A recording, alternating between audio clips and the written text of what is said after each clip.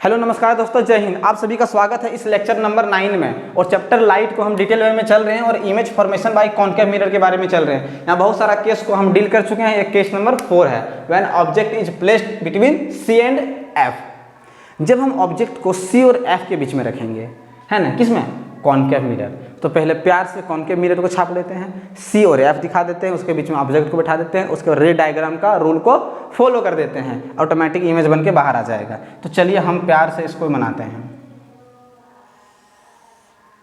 ये आपका concave mirror हो गया। इसका बाहर सरफेस क्या होता है, पॉलिश्ड होता है। चलिए ये आपका पॉल हो गया, ये आपका फोकस, ये आपका सेंटर ऑफ कर्वेचर।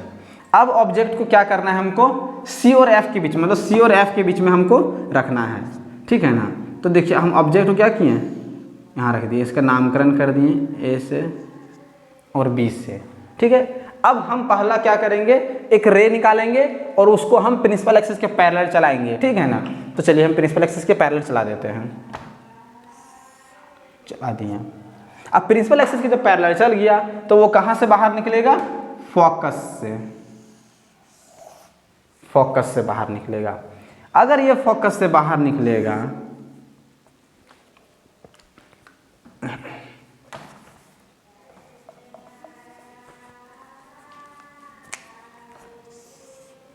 ठीक है ना, अगर ये फोकस से बाहर निकलेगा तो इसको ऐसे दिखा देंगे, ठीक है ना।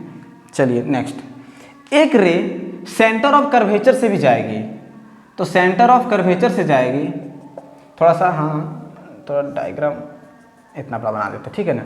अब एक रे सेंटर ऑफ कर्वेचर से जब जाएगी तो वो सेंटर ऑफ कर्वेचर में क्या होगी, वापस टकरा के वापस आ जाएगी। तो देखिए एक रे क्या करेगी, ऐसे चलेगी और ऐसे चलेगी, तो वापस टकरा के क्या करेगी, ये वापस टकरा करके ऐसे वापस आ जाएगी। अब रे यहाँ पे एक दूसरे को क्या कर रहा है, इंटरसेक्ट कर रहा है। अगर यहाँ पे इंटरसेक्टिंग पॉइंट है तो इमेज का पोजीशन कहाँ होगा, यहीं होगा, बी और ए, है ना। क्या होगा, ये इमेज का पोजीशन होगा। कब, जब सी और एफ के बीच में ऑब्जेक्ट को रखेंगे तो इमेज का पोजीशन सी से पहले बनेगा। चलिए इसके बारे में हम थोड़ा सा अब लिख देते हैं।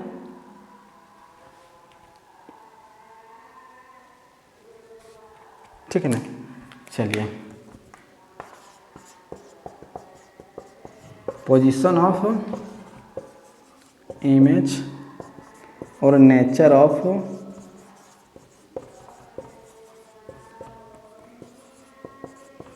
Size of image.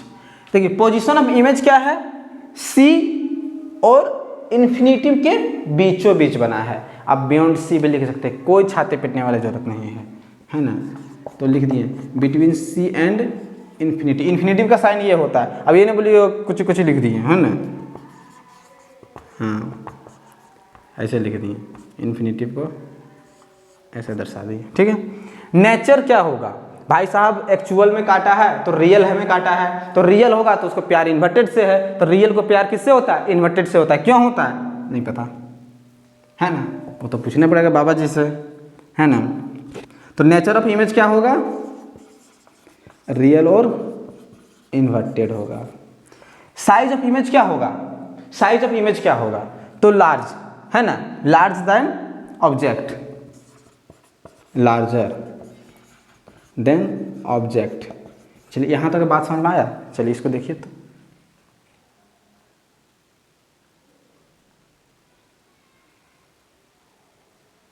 ठीक है ना।